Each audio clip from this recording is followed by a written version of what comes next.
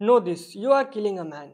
ये शब्द हैं उस रिवॉल्यूशनरी के जिसे जब 9 अक्टूबर 1967 को गोली मारी जाने वाली थी तो उसने कहा था कि मार दो, तुम्हें सिर्फ और सिर्फ एक इंसान ही तो मारना है। 14 जून 1928 को लैटिन अमेरिका के अर्जेंटीना में पैदा हुए अर्नेस्टो चे गवारा, जिन्होंने पहले मेडिकल की पढ़ाई करने के बाद एक मोटरसाइकिल खरीदी अपने दोस्त के साथ। फिर अपने उसी दोस्त के साथ मिलकर पूरे लैटिन अमेरिका का सफर करते हैं और लैटिन अमेरिका में फैले हुए इनकम इनइक्वालिटी, गरीबों का दमन और कैपिटलिज्म से वो काफी ज्यादा निराश होते हैं। जिसके बाद उस टाइम के लैटिन अमेरिका के सबसे जाने माने रिवॉल्यूशनरी फिदेल कास्त्रो का साथ चे गवारा करने को ठानते हैं। वो फिदेल कास्त्रो का साथ करते हैं। बता दें कि चे गवारा को पढ़ने का इतना ज़्यादा शौक था कि उनकी पर्सनल लाइब्रेरी में 3000 किताबें थीं, जिसके चलते वो काफ़ी ज़्यादा बुद्धिमान थे।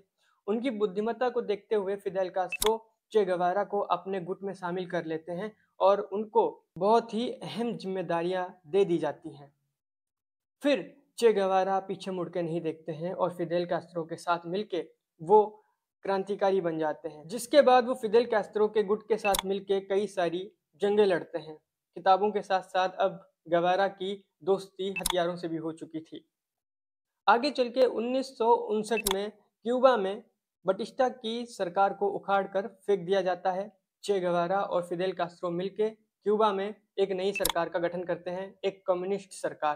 क्यूबा के लोगों का पूरा समर्थन फिदेल कास्ट्रो और चे गवारा को था।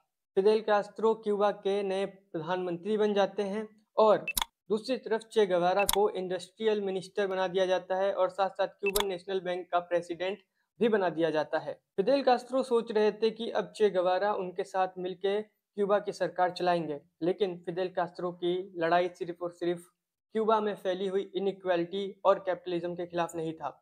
उन्होंने अपनी जंग जारी रखी और वो आगे देखते हैं और बोलीविया चले जाते हैं। बोलीविया में जब चे गवारा क्रांति लाने की कोशिश करते हैं तो बोलीवियन आर्मी सीआईए के साथ मिलकर चे गवारा के खिलाफ जंग छेड़ देती है, जिस जंग में चे गवारा पकड़ लिए जाते हैं, उनको बंदी बनाया जाता है और 9 अक्टूबर 1967 को चे गवारा को गोली मार दी जाती है।